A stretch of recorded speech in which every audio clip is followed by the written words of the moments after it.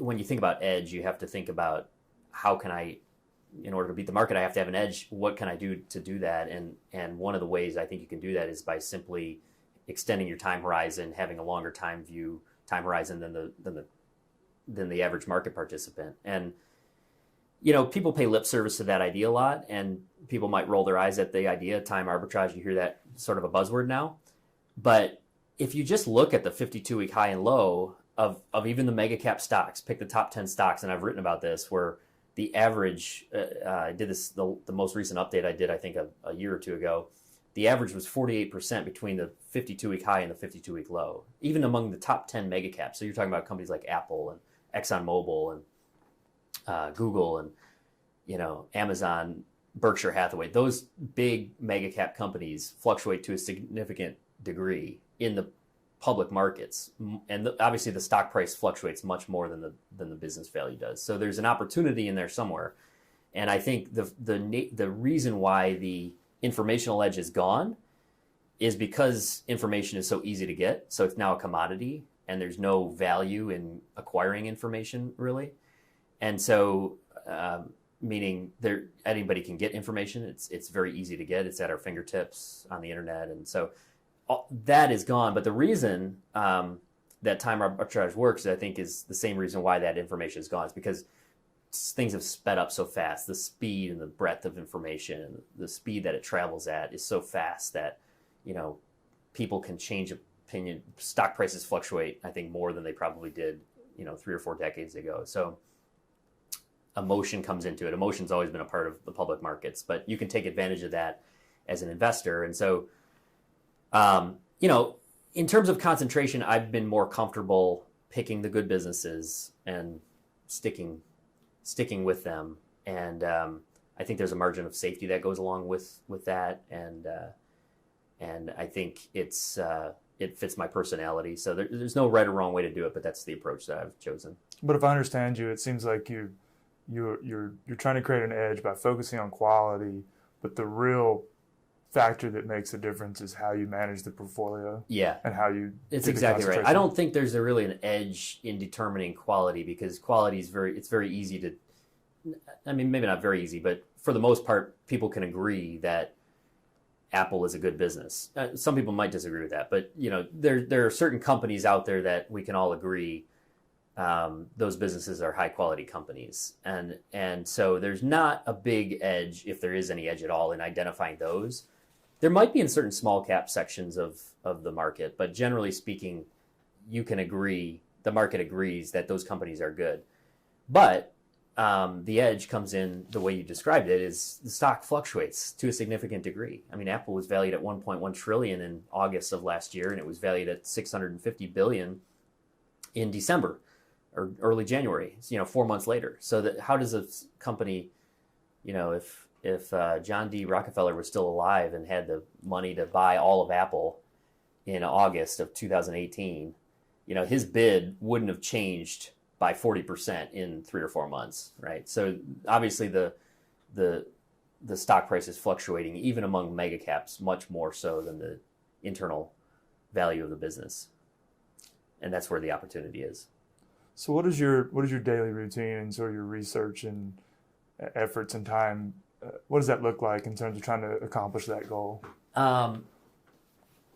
So the day-to-day process is very open-ended. I think of myself more almost like a writer would probably work, more than a conventional portfolio manager. And what I mean by that is the activities that I do on a daily basis are probably more similar to an investigative journalist, or even more of a I would think of it more like an author, where I do a lot of reading, I do a lot of writing, I make phone calls, I listen to things. There's 4 main ways to learn, right? You can read, you can listen, you can speak, and you can talk about ideas, and you can write. And so I try to incorporate all 4 of those activities into my daily routine. And the way I think about it is I enjoy what I'm doing, and so I'm a big believer in the Montessori method, basically, for adults. I'm not sure about kids, but it's more tailored to kids. But I think the Montessori method is basically, creative learning. You learn better when you're interested in the work that you're doing. And I think that applies very much to any sort of line of work that you're in. And the way I apply it to investing is I try to work on things that I'm interested in at that given time. And I pull on threads. I do a lot of reading. I research. I try to make phone calls. And so on any given day, I'm working on all of those activities. My research kind of flows from one thing to the other. And I try to build, every day I come in, I try to learn a little bit more, get a little bit better. And on any given day, you're not going to notice any difference really, but over the course of a year, you can hopefully make some significant progress in achieving that objective. And so that's what I try to do on a daily basis, get a little bit better, learn a little bit more about something new, and sharpen my skill and just try to hone my craft that way day after day. And that's sort of a general, nothing specific, but that's generally what I work on. Right. Do you think the writing helps sort of keep your thinking independent? Or what is? For sure, what do you think is the source of maintaining an independent mind? mind? Independent thinking is so key because I've always thought, I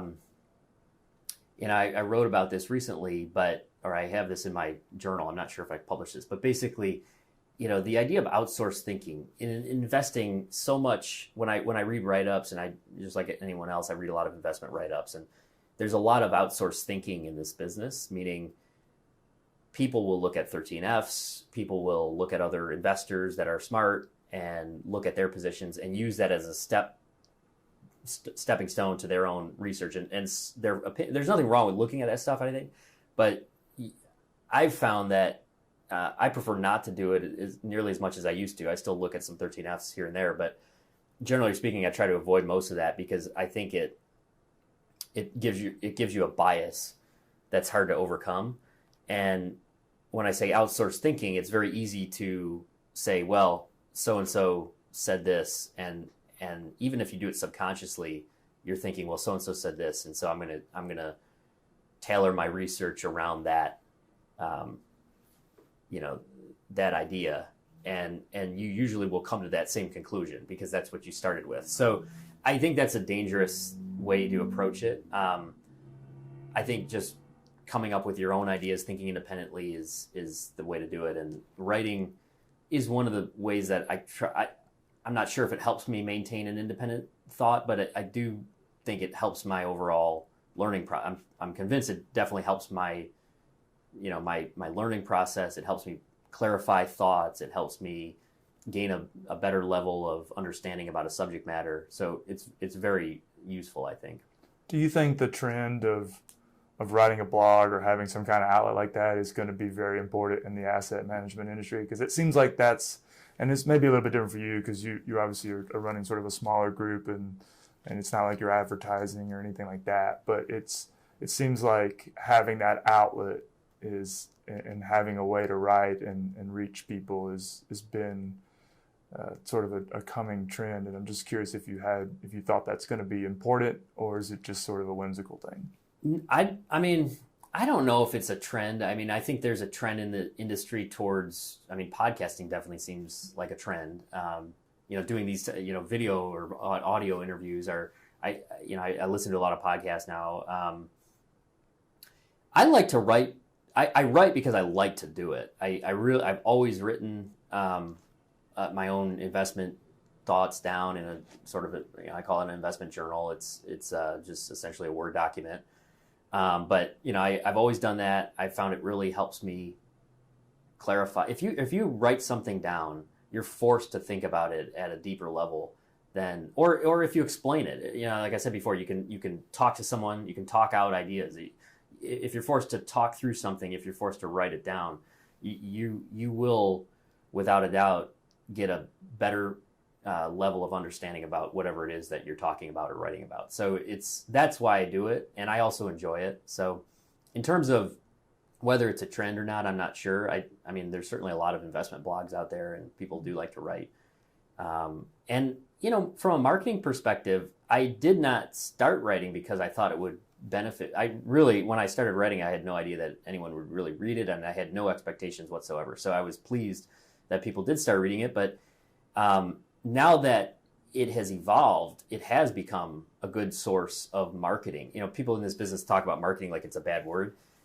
I don't do any other marketing other than writing, really, but writing is a big source of marketing for me. And, you know, I think in this business, Buffett did a lot of marketing when he ran his fund. You know, he was on the road going to New York, meeting with potential investors. He was hustling. He was, you know, people have this vision of that for some reason in the investment management business, you can't go out and try to attract clients. If you're in the business of managing money, you're trying to attract like-minded investors. It's my opinion that the best way to do that is to communicate your thoughts and let those investors find you.